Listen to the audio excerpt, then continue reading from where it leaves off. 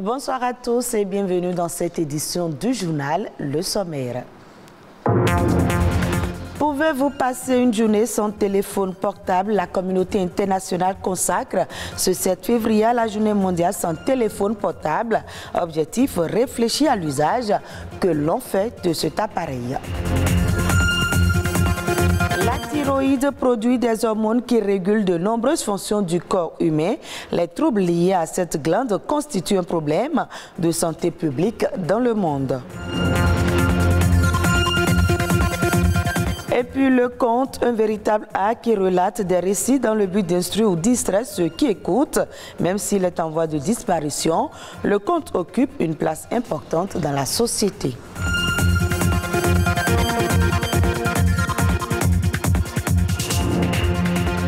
Êtes-vous capable de passer une journée, voire quelques heures sans votre téléphone portable? Difficile, n'est-ce pas? Et pourtant, s'en passer ferait du bien à la santé. L'usage de cet appareil électronique de communication est aujourd'hui quasi permanent et est devenu nuisible aux relations sociales, diminuant ainsi la qualité des interactions et empathie entre personnes. Ce 7 février, journée mondiale sans téléphone portable, nous donne l'occasion de nous interroger sur le rapport que nous entretenons avec cet appareil. Suivez ce reportage de Lucrèce Amoussoui. Rares sont les personnes qui peuvent aujourd'hui imaginer leur vie sans téléphone portable. Cet appareil a révolutionné les communications et rendu le monde si petit que l'on a peur de se retrouver un jour sans un téléphone. Sans me déplacer avec le téléphone, je peux régler beaucoup de choses. C'est devenu une habitude, quoi. Et puis, tout se passe autour du téléphone maintenant. On est habitué, je pense pas. Je peux passer une journée sans mon téléphone portable, si ça peut être dans les week-ends. Déjà à 4 heures quand je me lève, la première chose que je fais, c'est mon téléphone, je prends. Parce qu'il y a des données sur ça. 24 heures sur 24, je suis toujours dans mon téléphone. Je vais passer une journée sans téléphone. Il y a des moments où l'homme a besoin d'être calme, quoi. De se reposer et méditer sur la vie, voir comment analyser sa vie, quoi. Le téléphone portable est aujourd'hui devenu une seconde main droite. Agenda, calendrier, boussole mini-ordinateur, entremetteur social. Pour les réseaux de téléphonie mobile, une journée sans téléphone portable est un énorme manque à gagner. Lorsque nous allons tous éteindre nos téléphones portables, ils perdront plus de 500 millions de francs CFA par jour. Ils ont beaucoup de contrats avec diverses structures et dès que les consommateurs ne communiquent plus, eh bien, ces systèmes entrent dans un attentisme par rapport aux résultats que cela devrait pouvoir générer à tous les partenaires. Pour les associations de consommateurs, boycotter le téléphone portable pendant une journée peut aider à se faire entendre. La plupart aujourd'hui ont des actions cotées en bourse.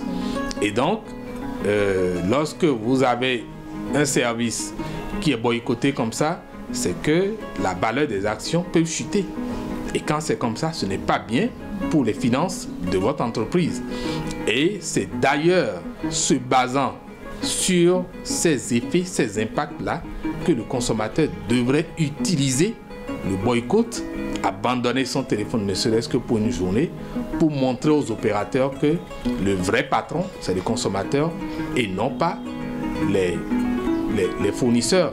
Je pense que c'est très important par moment de faire une pause, de laisser son téléphone portable tomber et de renouer avec la convivialité humaine, la chaleur humaine. Si l'utilisation du téléphone portable est indispensable, son usage devrait être modéré afin de préserver sa santé et renforcer les liens sociaux. Parlons maintenant santé. Connaissez-vous la thyroïde? C'est une glande dont la petitesse contraste avec le nombre d'organes qu'elle commande dans notre organisme. Sa mission est délicate, produit des hormones qui régulent de nombreuses fonctions du corps humain. Les troubles liés à cette glande constituent un problème de santé publique dans le monde. Les précisions dans ce reportage de Héloïse Winanton. La thyroïde. L'évocation de ce nom peut penser à une maladie. Mais non, elle est plutôt une glande située en dessous de la pomme d'Adam. C'est un organe que nous avons tous au niveau de la partie antérieure, donc au devant de notre cou, juste en dessous de notre larynx, qui est un petit organe qui produit des hormones qui ont une grande fonction dans le corps humain. C'est le chef d'orchestre de notre corps. Et pourtant, beaucoup d'entre nous ignorent son importance dans notre organisme. La thyroïde, c'est une maladie. Le rôle que ça joue au niveau de l'organisme, je n'en sais rien. C'est juste là. Au niveau surtout, c'est présent chez l'homme surtout. Après, le cerveau, c'est l'organe qui stimule la production de toutes les substances au niveau de l'organisme. Aussi minuscule soit-elle, à peine 30 grammes et pratiquement invisible, la thyroïde produit des hormones qui stimulent notre métabolisme et agissent sur les organes vitaux. Quand elle se met à mal fonctionner, qu'elle s'emballe ou au contraire ralentit, différents troubles apparaissent. Le fonctionnement peut être perturbé en excès, on parle alors d'hyperthyroïdie. Le fonctionnement peut être perturbé en moins. Donc là, on parle alors d'hypothyroïdie. Et lorsqu'on est en hyperthyroïdie, le métabolisme du corps humain s'accélère. La personne, son cœur va battre énormément, sa tension va s'élever, il va maigrir énormément, il va faire beaucoup de diarrhée. Alors que dans l'hypothyroïdie, c'est l'inverse. Donc la personne prend du poids.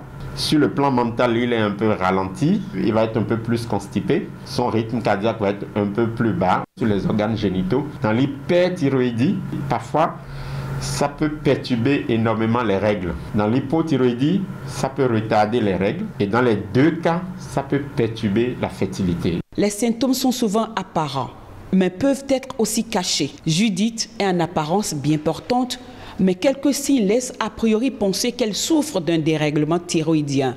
Elle a donc décidé de consulter son médecin. C'est vrai que là maintenant, quand j'ai examiné, votre glande thyroïde n'est pas extrêmement, n'a pas trop grossi. Bon, en tout cas, on ne peut pas encore être formel. Il faut une échographie. On va faire un petit bilan. Je vais vous demander des hormones thyroïdiennes que vous allez faire qui vont nous permettre de voir est-ce que réellement il y a un problème là. Judith s'en sort avec un cœur plus ou moins apaisé. Je vais faire les analyses qu'il m'a demandé de faire et puis je vais voir la suite après. J'avais un peu peur, mais je suis quand même rassurée. Ainsi, la thyroïde joue un rôle crucial dans le corps humain. Cette petite glande aux grands effets est sensible à de nombreux paramètres. La thyroïde a donc non seulement des alliés, mais aussi des ennemis. Lorsque nous avons une alimentation qui est très pauvre en iode, ça peut perturber le fonctionnement de la glande thyroïde et favoriser le développement des goitres. Il y a aussi le stress qui peut aussi beaucoup jouer. Moins on fait de l'activité physique, plus ça peut perturber le fonctionnement de la glande thyroïde. Parfois, il y a des gens qui consomment certains médicaments qui peuvent avoir une influence négative sur la glande thyroïde. Parfois aussi, il y a des facteurs génétiques. Peu d'organes échappent au contrôle de la thyroïde. Il faut donc l'entretenir ou à défaut, consulter son médecin une fois par an pour s'assurer de sa bonne santé. La thyroïde a grossi ou pas. L'art oratoire est le moyen à travers lequel celui qui les exerce transmet des sentiments et des émotions. Il met un point d'honneur sur la culture et les problématiques de la société. Jadis utilisé par nos aïeux pour se divertir tout en éduquant, le conte est petit à petit en train de disparaître. Pourtant, nul n'ignore son importance. Boris Agossadou, ingénieur culturel, revient ici sur le rôle et la place des actes de l'oralité au sein de la société. Les arts oratoires, c'est tout ce qui est en rapport au récit, à la voix. C'est l'art de communiquer, de transmettre, n'est-ce pas, une conviction, une idée, à travers la voix, à travers les gestes, à travers les émotions.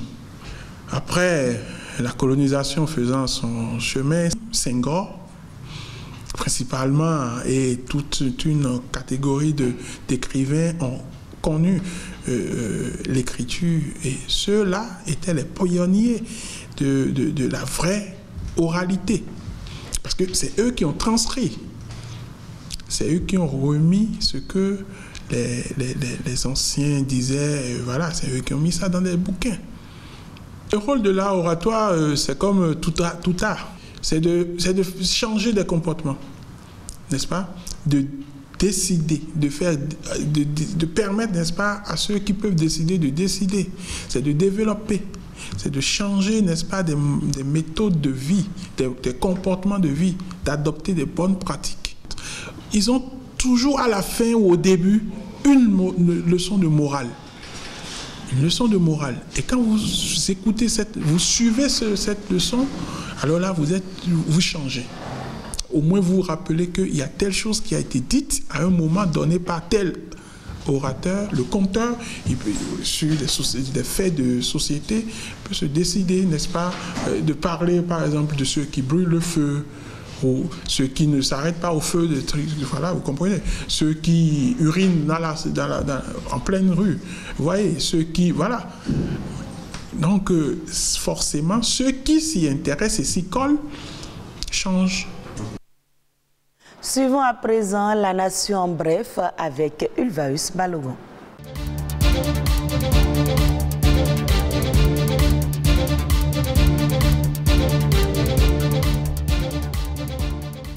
Le montant des nouveaux engagements de l'État béninois vis-à-vis des bailleurs de fonds est fixé à 1286,90 milliards de francs CFA, au plus cette année, soit 11,94% du produit intérieur brut, selon la stratégie nationale d'endettement de l'État annexée à la loi de finances 2022. Le plafond d'endettement extérieur, à savoir les prêts multilatéraux, bilatéraux et commerciaux, est établi à 539,88 milliards de francs CFA et celui en monnaie locale, dont les bons de trésor, les emprunts obligataires, le financement des banques locales, y compris la BOAD, est fixé à 747,2 milliards de francs CFA. Le document de stratégie précise que les besoins de l'État seraient couverts en partie par des tirages sur prêts-projets pour 300 milliards de francs CFA du PIB et l'émission de bons et obligations du Trésor pour 646,85 milliards de francs CFA, soit 6% du PIB.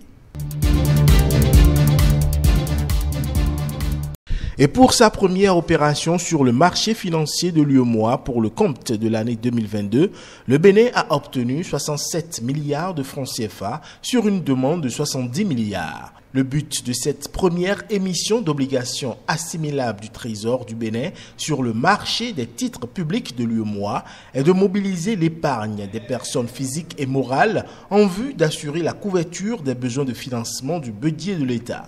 Cette opération, à en croire la Direction générale du Trésor et de la comptabilité publique, s'inscrit dans le cadre de l'exécution du programme d'émission de titres publics du Bénin en conformité avec la stratégie à moyen et long terme de gestion de la dette.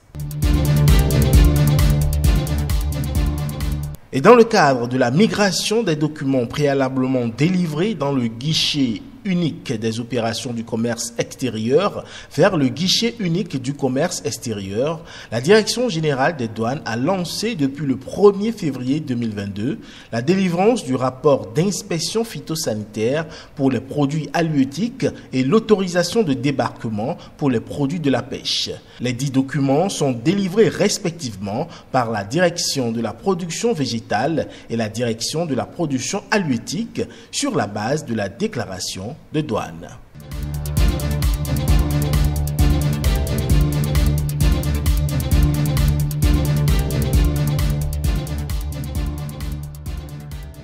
Le cyclone tropical Batsirai a fait au moins 10 morts en touchant Madagascar dans la nuit du samedi à dimanche.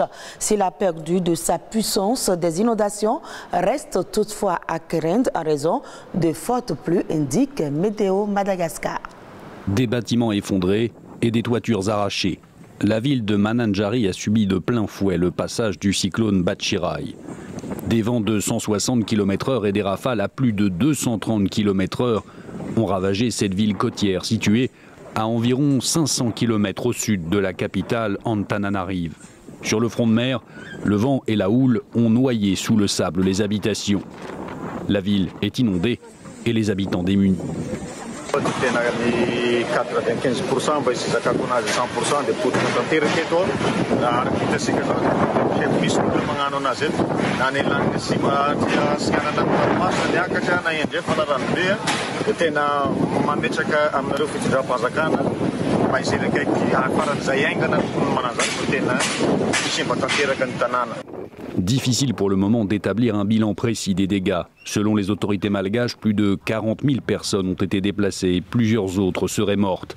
Madagascar, pays parmi les plus pauvres du monde, manque de moyens, d'autant plus qu'un autre cyclone, la tempête Ana, a touché l'île en janvier dernier, faisant près de 60 morts. Dans la capitale, les habitants évacués au passage d'Ana s'entassaient samedi dans ce bâtiment. Et déjà, les responsables locaux craignaient des pénuries. Et le problème, c'est qu'il n'y a pas de potable, il n'y a rien. On fait avec ce qu'on a d'abord, mais ça nous fait peur quand même. Vu qu'il y a les maladies et tout ça, ça nous angoisse. Le programme alimentaire mondial, de son côté, ne cache pas son inquiétude et évoque une potentielle crise majeure à Madagascar. Plus de 600 000 personnes pourraient être concernées. Et ce sera tout pour cette session d'information que vous pouvez suivre également sur le www.ortb.bj. Merci de nous avoir suivis. Très bonne suite des programmes de BB24.